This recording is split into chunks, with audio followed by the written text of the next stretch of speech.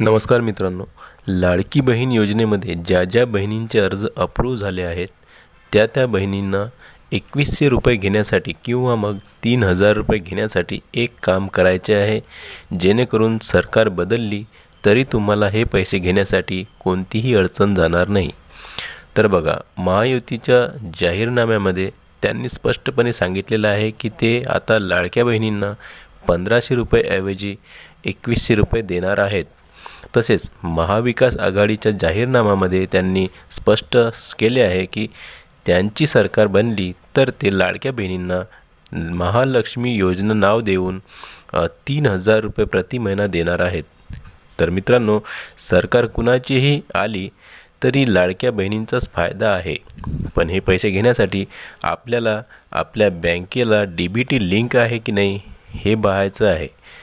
कारण कोणतेही सरकार आले तरी ते या योजनेचे पैसे DBT द्वारेच आपल्या बँक खात्यामध्ये टाकणार आहेत। त्यासाठी आपल्या बँक खात्याची DBT लिंक असणे आवश्यक आहे। म्हणून सर्वात आधी तुम्ही DBT लिंक करून घ्या। जर तुम्हाला तुमच्या बँक खात्याला DBT लिंक आहे की नाही हे माहीत नसेल तर तुम्ही तुमच्या मोबाईलवरून ते चेक करू शकता।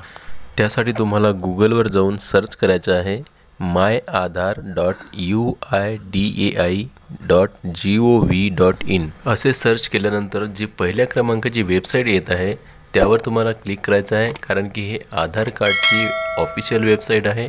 आणि इथंच तुम्हाला क्लिक केल्यानंतर अशा प्रकारचा इंटरफेस तुमच्या समोर येणार आहे। एक अंगठ्याचं निशाण येणार आहे आणि त्या निशाणाखालीच लॉग इन असं लिहून आलेलं असेल निळ्या पट्टीमध्ये इथं। तर इथंच तुम्हाला क्लिक करायचं आहे। त्यानंतर तुमच्यासमोर असा पेज ओपन होईल आणि एंटर आधार नंबर, तर तुम्हाला इथं एंटर तुमचा आधार नंबर टाकायचा आहे। त्यानंतर आधार क्रमांक टाकल्यानंतर त्याच्याच खाली तुम्हाला जो कॅप्चा दिलेला असतो तो सेम जसाचा तसाच तुम्हाला तिथं लिहायचा आहे, टाईप करायचा आहे आणि त्यानंतर खाली लॉग इन विथ OTP यावर क्लिक करायचं आहे। त्यावर जसं तुम्ही क्लिक करसाल त्यानंतर तुम्हाला तुमचा जो मोबाईल नंबरचा आधार कार्डला लिंक आहे त्या नंबरवर तुम्हाला एक OTP येणार। तो OTP तुम्हाला इथं टाकायचा आहे। पूर्ण OTP टाकल्यानंतर इथं लॉग इन करायचं आहे। लॉग इनवर क्लिक केल्यानंतर तुमच्यासमोर असा इंटरफेस येणार आहे।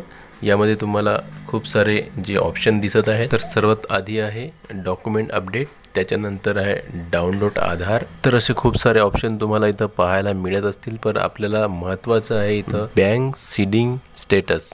तर हे जे ऑप्शन आहे यावर आपल्याला क्लिक करायचं आहे, जेणेकरून आपलं जे DBT आहे ते आपल्या बँकेला लिंक आहे की नाही ते बघायचं आहे। जसं तुम्ही यावर क्लिक कराल तर तुमच्यासमोर असा इंटरफेस येणार आहे आणि राईट क्लिकचा गोल ऑप्शनमध्ये चिन्ह येणार आहे। त्याखाली लिहून आलेलं असेल congratulations your Aadhaar bank mapping has been done.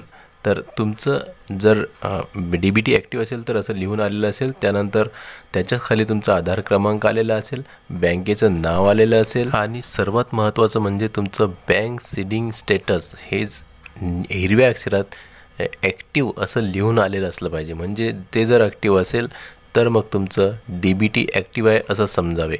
आणि अशा प्रकारे तुम्ही चेक करू शकता तुमच्या मोबाईलमध्ये की तुमचं जे बँक्समध्ये DBT ॲक्टिव्ह आहे की नाही आहे। तर व्हिडिओ आवडल्यास टेक्निकल मराठाची चॅनलला सबस्क्राईब करा। भेटूया पुन्हा नवीन एका व्हिडिओमध्ये। तोपर्यंत जय महाराष्ट्र।